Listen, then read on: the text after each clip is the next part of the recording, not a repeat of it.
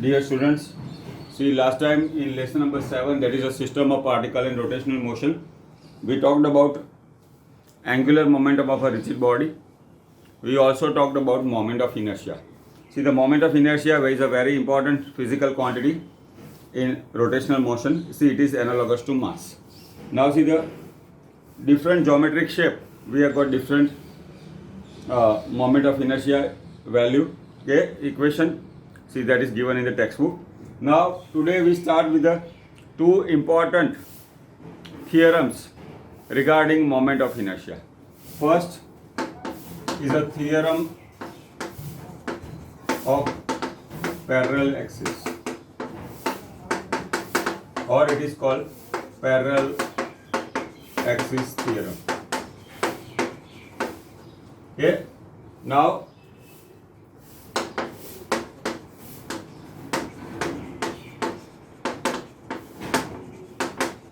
Okay, now see theorem regarding MI. Okay, that is a moment of inertia, but when I call MI, you will remember, you will recall moment of inertia or Mumbai Indians. Okay, anyway, see the theorem of parallel axis or a parallel axis theorem. Now let us say, see that is a rigid body. Okay, now see its center of mass is here. Okay, now see the moment of inertia of a rigid body, see of a mass m about an axis passing the center of mass, let us say IC. Okay, so IC, m is the mass of the rigid body.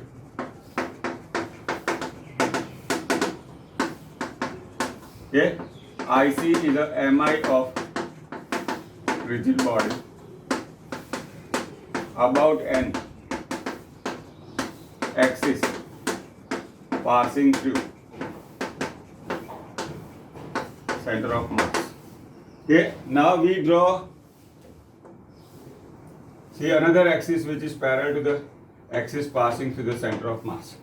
See what we can see these two axes are parallel to each other, and let us say the perpendicular distance between these two axes is d.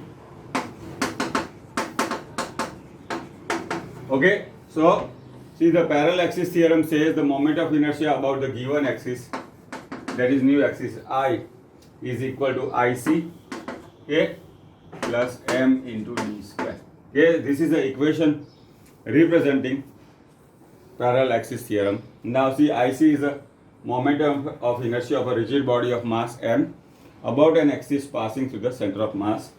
See, d is a perpendicular distance between two axes. Then the moment of inertia, new moment of inertia about a new axis is given as I is equal to IC plus md square. So this is about the parallel axis theorem. Now next is a perpendicular axis theorem. Okay, now we can write the statement of parallel axis theorem also, but that you can easily write from the textbook. Okay, now next is a perpendicular axis theorem.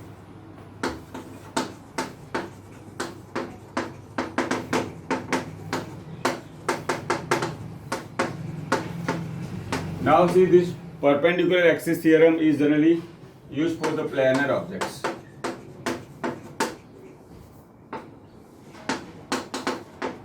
Okay, now what are planar objects?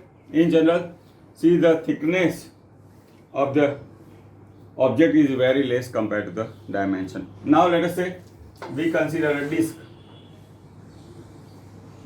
Okay, so we assume that the thickness of the disc is very less compared to its radius. Okay, so then such object we can have a, see the rectangular plate also. Okay, or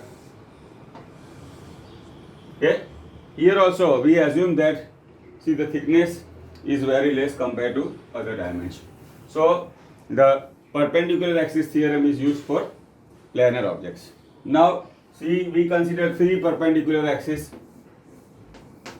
x, y and z. Okay, now we know all three axes are at right angle to each other. So what do the perpendicular axis theorem say? See, the moment of inertia about any axis, let us say Ix, is equal to sum of the moment of inertia about two remaining perpendicular axes. Okay, now we can see x, y, and z are perpendicular axis. Okay, then moment of inertia about an axis Ix will be equal to sum of the moment of inertia of remaining two perpendicular axes. Let us say, in that case, we can say Ix is equal to Iy plus Iz. Okay, so this is about perpendicular axis theorem. These two theorems are very important for the in numericals also. Okay, that we have to keep in mind. Now, see, we make a list of the various geometric shape. Okay, see first.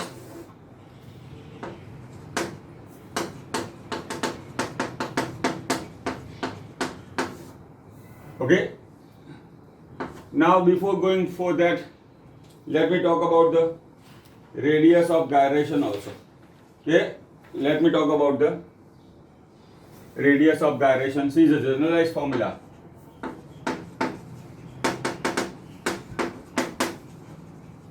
For moment of inertia, I is equal to mr square. Okay, now see radius of gyration. Okay, here radius of gyration is given as I is equal to mk square. See, k is called the radius of gyration. Okay, k is the radius of the gyration. Now, so this is about the radius of gyration. Now, see for the different geometric shape. Okay, thin circular ring of radius r. See, am I about the axis perpendicular to plane?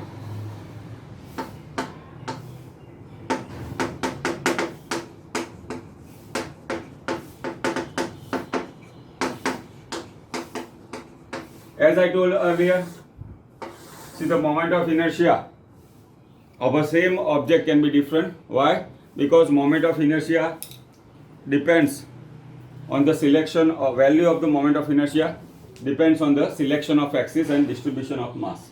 So, whenever we talk of a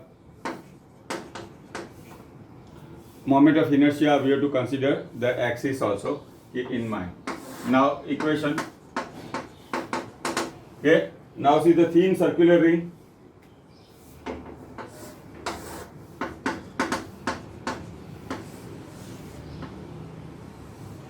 Okay. Now see axis perpendicular to plane. Okay. This is an axis perpendicular plane. See the moment of inertia I is equal to mr square. Okay. Now is the first object. Now see the same object, thin circular ring. Okay. About an axis passing through the diameter. Okay. Axis passing through.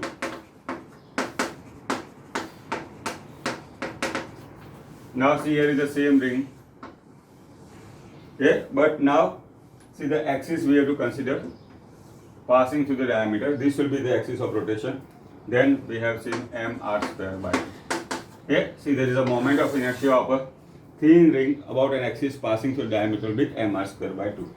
Now see the third we consider as a thin rod. Okay, see axis is perpendicular to plane and passing through center of mass. Okay, now let us say right now we consider simple configuration. See the thin rod of length L and mass m. Now this we saw earlier in the theory part that the moment of inertia, center of mass is at the midpoint. Okay, now this is an axis passing through the center of mass. So the moment of inertia of a thin rod about an axis passing through center of mass is ml square by 12. See, m is the mass of the rod, L is the length. Okay, so this is about the Okay, now see the next one.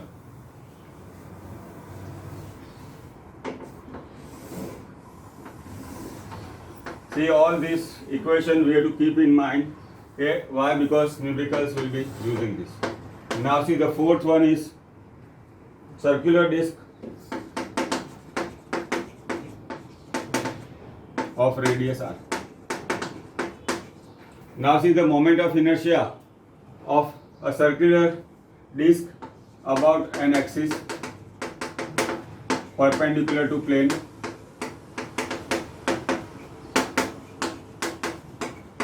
and passing through center of mass. C is a solid object. Now see, axis is like this, which is perpendicular to the plane and passing through the center. Okay, so the thin disc, let us say this is axis of rotation, so the moment of inertia will be mr square by 2. Now see, the same disc, okay,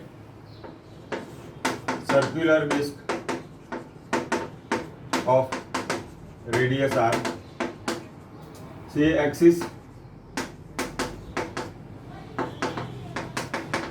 passing through diameter.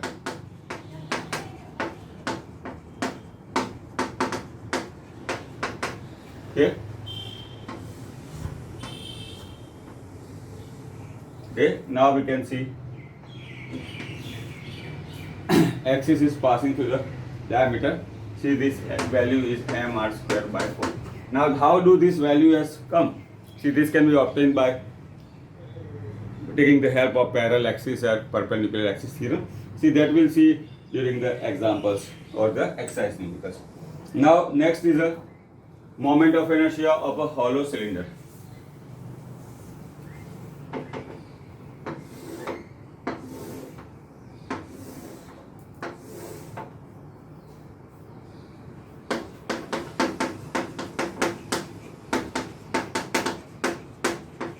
Of radius r.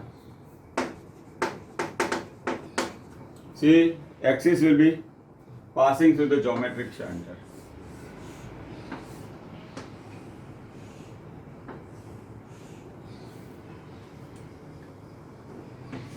Okay, axis will be passing through the center. Okay,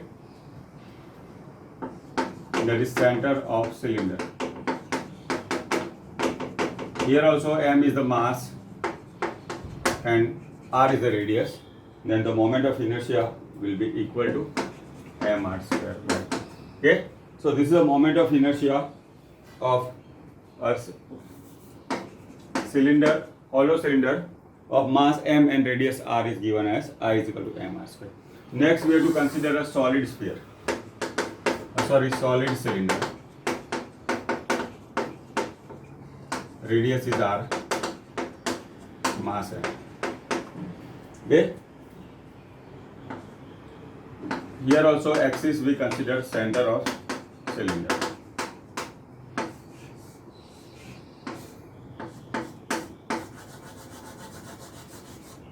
Okay. Now here also is a solid cylinder. See, axis is passing through the center. Okay. Of cylinder. So the moment of inertia will be given as mr square by 2. Okay. See, for hollow cylinder, see the moment of inertia is mr square, and for the solid cylinder, see the value will be mr square by 2. And next is the solid sphere of radius is r, mass is m. Okay. Now see, axis passing through the diameter. Okay. Now this is a solid cylinder. Okay. Axis passing through any of the diameter. Let us say this is also an axis passing through the diameter. Okay, will be given as 2/5 mr square. Okay, so the moment of inertia of a solid sphere of radius r and mass m. See, about an axis passing through the diameter. We can have number of diameters. Okay, but we have to keep in mind. See, the moment of inertia is given as 2/5 mr square. Now, see, we have talked about moment of inertia of different object. Okay, on the basis of that we take some numericals. Okay, now let us say our example number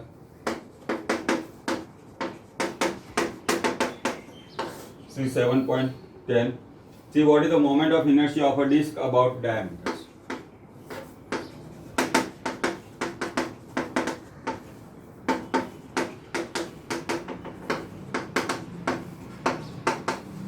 Okay, now see, just now we have seen the equation of moment of inertia of a disc. Now disc is a planar object. See, we have seen the formula. There is a center of mass and the axis is passing perpendicular to the plane. Okay, and center, let us say we call as z axis. Okay, see the moment of inertia we have obtained is mr square. Okay, moment of inertia we have obtained is mr square by 2. Okay, now see the moment of inertia of a disc about an axis passing through the center and perpendicular plane is mr square by 2. Now here we take the help of perpendicular axis theorem. Let us say we call as this as a z axis. Okay, now we can have x axis and y axis. Okay, perpendicular we can call x, y, z. Okay, now here we have to take the help of perpendicular axis theorem. So by using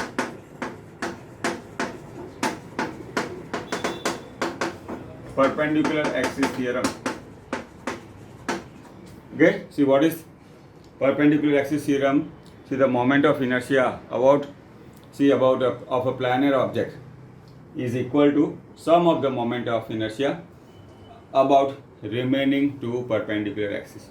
So what we see here, see this is a line passing through the diameter Ix, and this is also Iy also is a line passing through the diameter, and this z axis is perpendicular to both. So by Iz is equal to Ix plus Iy. Okay, now what we can see, Iz value we are having. Now Ix and Iy also are perpendicular to each other, so their value will be same. Ix will be equal to Iy. Okay, so Iz we are having mr square by 2. See, Iy and Ix are same, so that we can write 2Ix is mr square by 2. So Ix will be mr square by 2, and that will be also equal to Iy. Okay? Why? Because Ix and Iy both are axis passing through the diameter, so that we have obtained is mr square by 4. So this is, here we can say that we have taken the help of perpendicular axis theorem. Okay, now next is the moment of example number 7.11, that also uses parallel axis theorem. Okay, now see, that is example number 7.11. Now see the rod of mass m, see the center of mass, length is L, center of mass will be L by 2. Okay, we have to find out moment of inertia of a thin rod of mass m and length L about an axis touching its one of the end. See, the end can be A or B. Now here is a midpoint, that is the center of mass. Okay, now let us say, see, we have to calculate moment of inertia, okay, about this axis. Let us say IAB. Okay, let us say we have to take IAB, or we can say I dash. Okay, now see, this is a line passing through the center of mass, okay, and perpendicular to the plane. See what we can say, these two axes are parallel to each other. So here we have to take the help of parallel axis theorem. See, MI of rod, thin rod about axis passing through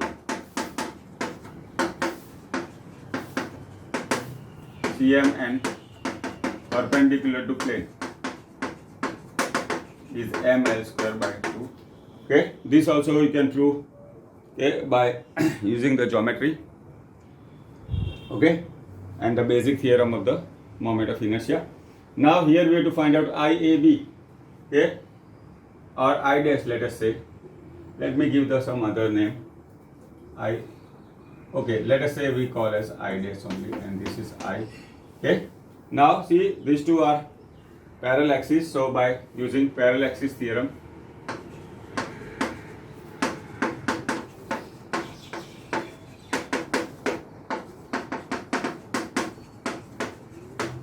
I dash is equal to IC plus md square.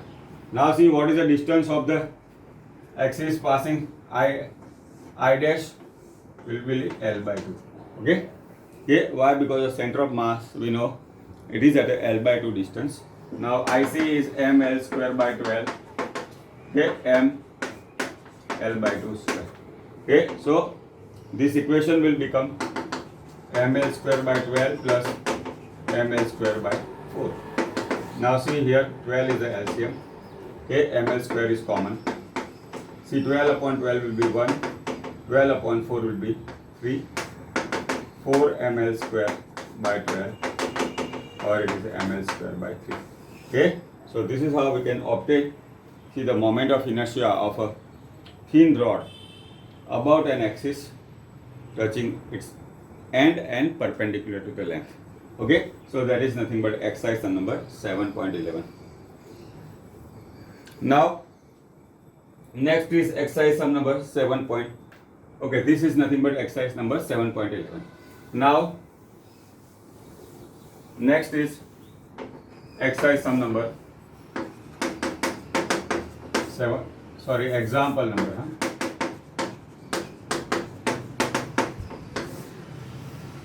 Okay. Now, what is the moment of inertia of a ring about tangent to the surface? Tangent to the surface. Okay. Now, is a ring of radius r, and mass of the ring is m.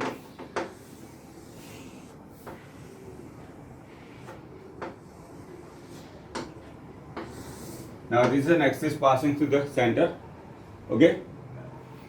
That is nothing but diameter. Now, see, we have to find out moment of inertia about an axis touching its end, touching the ring. Now, it will be always tangent, and naturally we can see it is parallel to the diameter. Okay, it is parallel to the diameter. Now, see, let us say this is an axis about which we have to find out. Okay, the moment of inertia. Now, see, mi of a ring, thin ring about axis passing through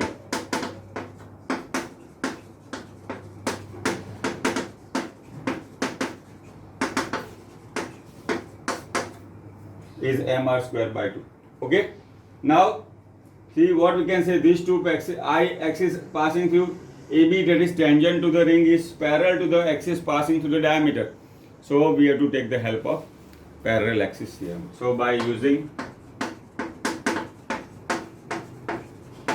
parallel axis theorem, the IAB, let us say we have to find out, is IC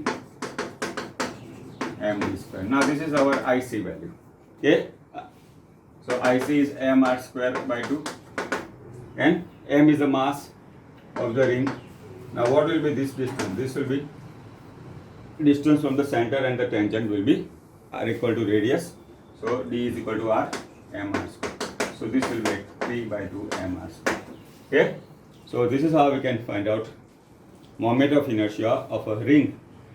See, about an axis passing through the axis tangential to the ring.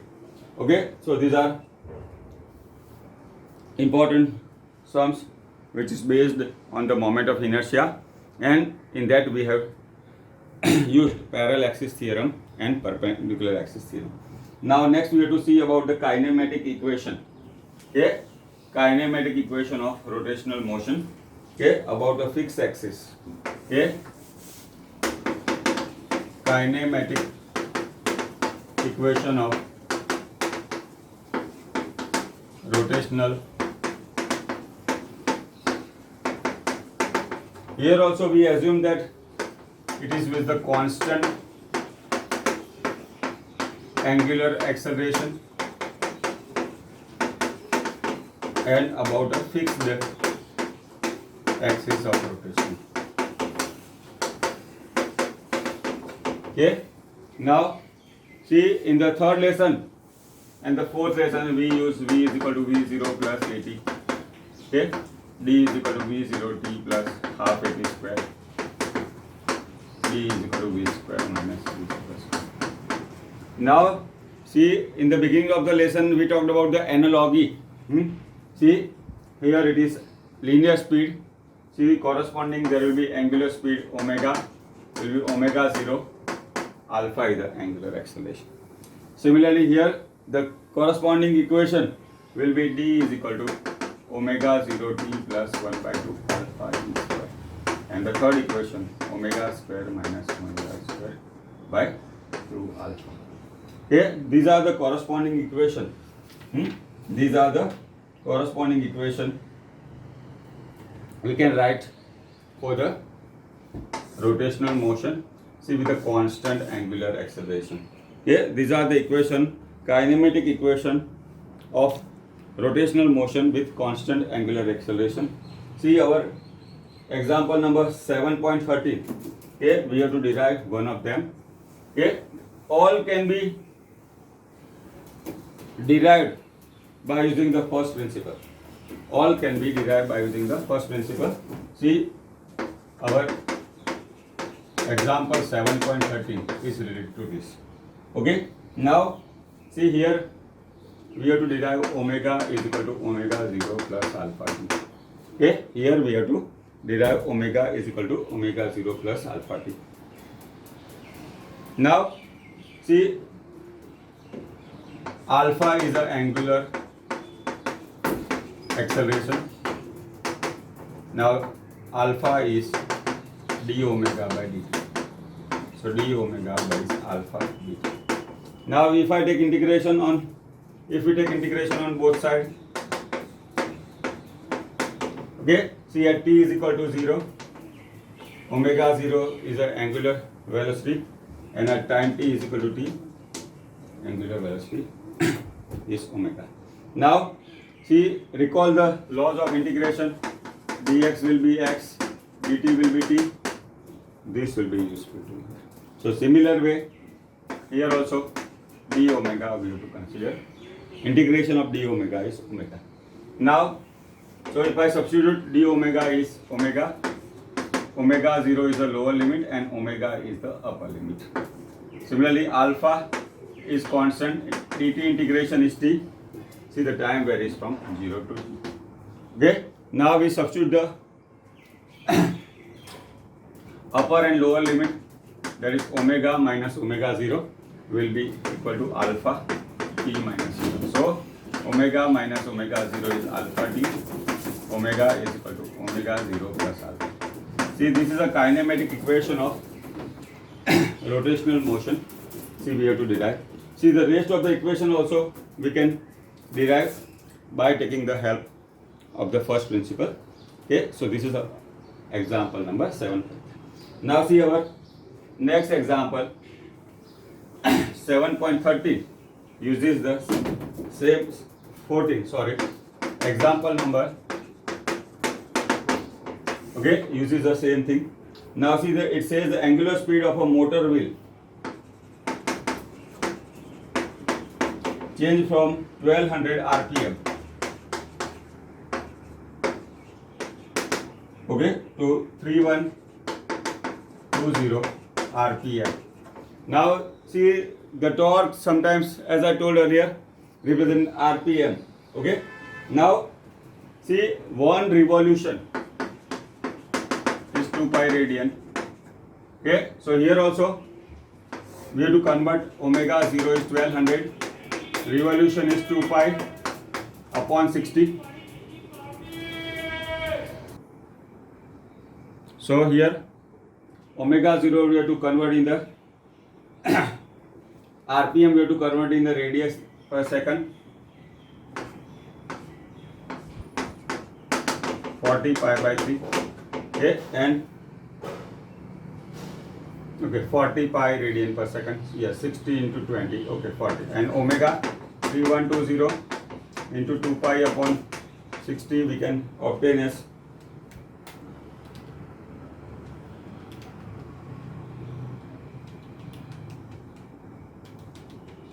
okay, that will be 104 pi radian per second. See, finally we will substitute the value of pi. Okay, now see the time is given as 16 seconds. See, first you have to calculate the angular acceleration. Okay, angular acceleration. See, our equation omega is omega 0 plus alpha t. So alpha is omega minus omega 0. Now this we can solve 104 pi. Okay. Now that we can obtain as a 4 pi. Okay, so this is how we can calculate angular acceleration. And secondly, we have to calculate how much rotation does it starting from the rest end. Okay, now so here we have to calculate first angular acceleration. Okay, starting from the given condition, so that is omega 0 is given, omega is given. Now see the angular displacement. See, theta is omega 0 t plus 1 by 2 alpha t square. Okay, omega 0 is 40, pi, time is 16, 1 by 2 alpha we have calculated 4 pi, time is 16 square. Okay, now see if we solve this, it will be 1152 pi radian, and number of revolution, okay, we have to divide by 2 pi. Okay, so that turns out to be 576. Okay, number of revolution will be 576. So this is a very simple example. Okay, one thing we saw knew that how to convert RPM, that is revolution per minute, okay, into radian per second.